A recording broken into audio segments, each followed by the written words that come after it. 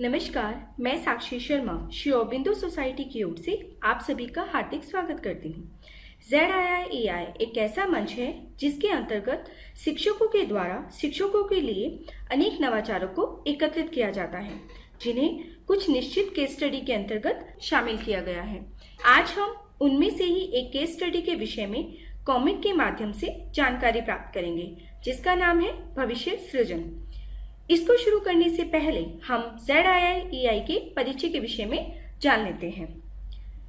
ZIIEI शिक्षकों के द्वारा शिक्षकों के लिए एक ऐसा मंच है जिसमें उनके द्वारा शिक्षा में परिवर्तन हेतु दिए गए नवाचारों को शामिल किया गया है। इस कार्यक्रम की सबसे अधिक प्रभावित करने वाली विशेषता यह है कि इसमें दिए गए नवाचार शून्य निवेश पर आधारित हैं। ये नवाचार वे हैं जो किसी न किसी शिक्षक ने अपने कक्ष में क्रियान्वित किए हैं और इसके द्वारा लाभ प्राप्त किया है। ये नवाचार सामान्य और विशेष आवश्यकता दोनों श्रेणियों के अंतर्गत आने वाले विद्यार्थियों के लिए लाभप्रद हैं। तो आइए केस स्टडी के संक्षिप्त परिचय के बारे में भी जानकारी प्राप्त कर लेते हैं। प्राथमिक विद्यालय में विद्यार्थी कच्ची मिट्टी की तरह होते हैं और मिट्टी को आकार देना शिक्षक का कर्तव्य है। सत्य यही है कि शिक्षकों के सृजन से ही विद्यार्थियों का भविष्य संवरता है। शिक्षकों का दायित्व है कि वह विद्यार्थी के मस्तिष्क में उसकी रुचि के अनुसार उनमें भविष्य निर्माण के बीज रोपित करें। विद्यार्थी जब प्राथमिक शिक्षा पूरी कर ले तो उसके मस्तिष्क में अंकुरित हुए भविष्य निर्माण के बीजों को संवारने का वक्त होता है। यह कार्य विद्यार्थियों के भविष्य के साथ राष्ट्र निर्माण के लिए भी परम आवश्यक है। ग्रामीण क्षेत्र के विद्यार्थी अपने लक्ष्यों का चयन करने की भूमिका से ही अवगत नहीं होते तथा उन्हें प्राप्त करने का प्रयास भी नहीं कर पाते। ऐसे में शिक्षक का दायित्व और भी बढ़ जाता है। प्रस्तुत नवाचार इस दिशा में एक सार्थक कदम है। तो आइए अब हम केस स्टडी की पूरी प्रक्रिया को समझ लेते हैं। बच्चों, आज हम विभिन्न व्यवसाय के बारे में जानेंगे। बच्चों, आप आकाश में चंद्रमा को तो जरूर देखते होंगे। हाँ, मैं चंद्रमा को रोज आकाश में देखती हूँ। मैडम, क्या हम चंद्रमा पर जा सकते हैं? हाँ, क्यों नहीं। लेकिन चंद्रमा तो बहुत दूर है, हम वहां तक पहुंचेंगे कैसे? चंद्रमा अंतरिक्ष में है और वहां जाने के लिए हमें अंतरिक्ष यान की जरूरत पड़ती है और जो लोग अंतरिक्ष में जाते हैं उन्हें अंतरिक्ष यात्री कहते हैं। तो क्या हम भी अंतरिक्ष में जा सकते हैं? हाँ, बिल्कुल जा सकते हैं। क्या किसी को चंद्रमा से जुड़ी कोई और जानकारी पता है? हाँ, मैं नील आर्मस्ट्रांग के बारे में जानता हूँ, जिन्होंने चांद पर पहला कदम रखा था। बिल्कुल सही। चंद्रमा पर जाने के लिए हमें क्या करना होगा? चंद्रमा पर जाने के लिए आपको एस्ट्रोनॉट या अंतरिक्ष यात्री बनना होगा। तुम क्या सोच रहे हो? क्या तुम्हारा मन आज पढ़ाई में नहीं लग रहा है? नहीं मैडम, मैं कुछ और सोच रहा था। क्या? मैं सोच रहा था कि काश मैं डॉक्टर बनता। अच्छा, तो ऐसा क्या है डॉक्टर में? डॉक्टर लोगों का इलाज करते हैं और उनके दुख को दूर करते हैं। ये तो अच्छी बात है। अच्छा बच्चों, अब मुझे यह बताओ कि आप लोग क्या बनना चाहते हो? मैं भी डॉक्टर बनना चाहती हूँ। मैं इंजीनियर बनना चाहता हूँ। अच्छा, ये भी ठीक है। अच्छा, अब मैं आप लोगों से कुछ प्रश्न पूछूंगी और आप मुझे उसका उत्तर देना। जो विद्यार्थी डॉक्टर बनना चाहते हैं वो अपना हाथ ऊपर कर लें। कुछ छात्र अपना हाथ ऊपर कर लेते हैं। अच्छा बताओ, बीमार होने पर आप क्या करते हो? हम डॉक्टर के पास जाते हैं। ठीक, डॉक्टर क्या करते हैं? डॉक्टर दवा देते हैं। डॉक्टर किस प्रकार के वस्त्र पहनते हैं? सफेद।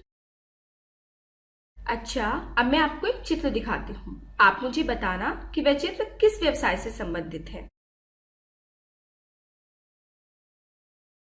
यह तो एक डॉक्टर का चित्र है।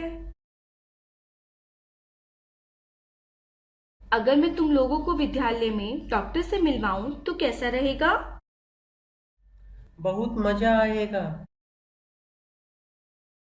अगले दिन। क्या तुम्हें पता है कि आज कौन आने वाला है? हाँ डॉक्टर साहब।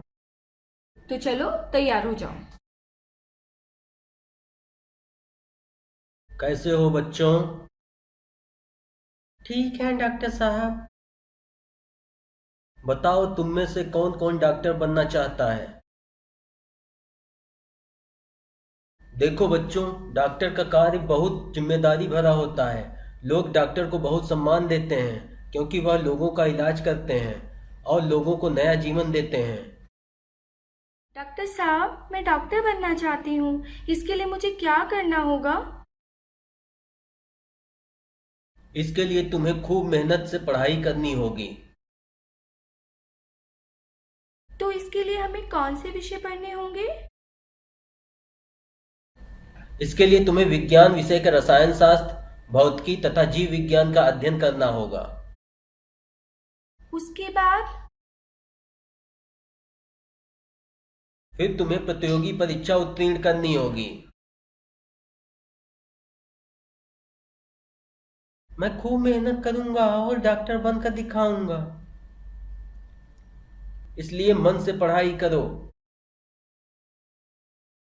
मैं समझती हूँ कि अब तुम्हें यह पता चल गया होगा कि भविष्य सृजन के लिए एक लक्ष्य और उसकी प्राप्ति के लिए निरंतर प्रयास जरूरी है।